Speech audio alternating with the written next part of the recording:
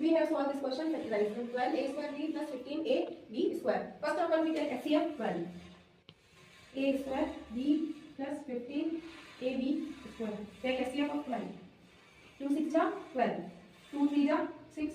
3 1 are 3 dash.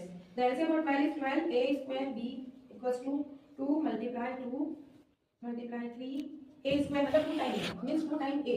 A multiply 1 time B. Now we can take the 15AB square. Then we can take the LCM of HCF of 15. 5 3 are 15. 3 1 are 3.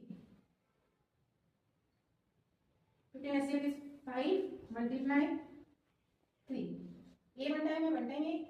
B square and B means B 2 times. B multiply B. We can take the common multiple 3 and 3 is the common. So we can write 3. A and A is common. We can write A. B and B is common. We can write B. The question is 3AB. Find its answer 3AB. Thank you.